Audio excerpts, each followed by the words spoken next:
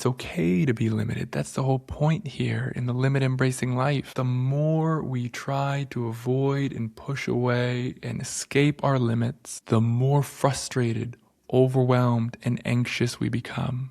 He quotes Nietzsche here as saying, "We labor at our daily work more ardently and thoughtlessly than is necessary to sustain our life, because it is even more necessary to not have leisure to stop and think."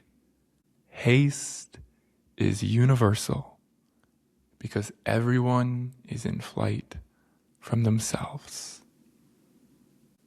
Almost everything worth doing means embracing our limitations and stepping into the unknown, where we don't know what's going to happen. We can believe that there's some way that we can avoid feeling the fear by perfecting us in some way. But the fact is, fear is just part of the deal. Denying reality never really works. On page 31, it might provide some immediate relief because it allows us to go on thinking that at some point in the future you might at last feel totally in control. But it can't ever bring the sense that you're doing enough or that you are enough, because this way of thinking defines enough as some kind of limitless control that no human can attain. And it just leads us to more overwhelm. The more we believe that we could get on top of everything, the more likely we are to say yes to things that don't matter so much.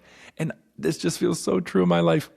We can do all the unimportant things and push the important things off until we have time and space to do them well. The important things are worth doing poorly. If it's worth doing, it's worth doing imperfectly.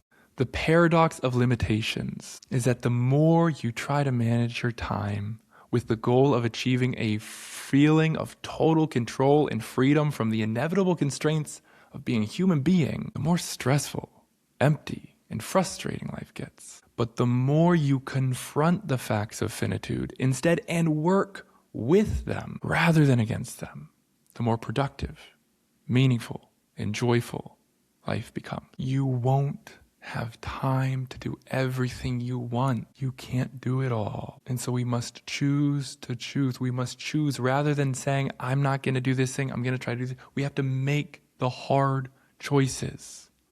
Since hard choices are unavailable, he says on page 32, what matters is learning to make them consciously, learning to make the hard choices consciously, deciding what to focus on and what to neglect, rather than letting them get made by default, or deceiving yourself that with enough hard work and the right time management tricks, you might not have to make hard calls at all.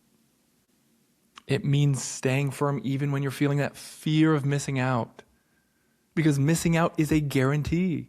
It's just part of being human. It's not something that's wrong. It's just part of being a human. He says every decision to use a portion of time on anything represents the sacrifice of all the other ways in which you could have spent that time but didn't. And to willingly make that sacrifice, to choose this thing at the exclusion of all else, is to take a stand on what matters to you. What matters to me is living well, living fully. What matters to me is being available to my children emotionally. So that means going to bed early. What matters to me is being available to my clients emotionally. And that means waking up early, taking care of myself. What matters to me is my connection with my wife. And that means that we don't put phones in the bedroom. What matters to me is having a time and place in my life that isn't about pulling things out. And that's why before bed, my wife and I, we get into bed at 8 p.m. and we listen to a book, one of the classics. Because what matters to me is that at the end of this life, it's not all about how much I got out. It's about what I became, how I left a legacy of love for my children. It's about how much love I've brought into the world.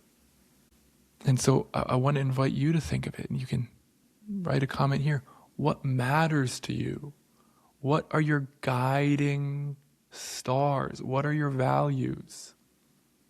Because our values are what can guide us in making the hard sacrificial choices. To not make decisions based on what's this going to give me, but to make choices based on who's this going to help me to become, somebody who lives by my values.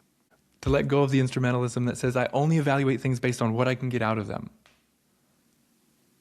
And rather that says, oh, I make my decisions based on my values.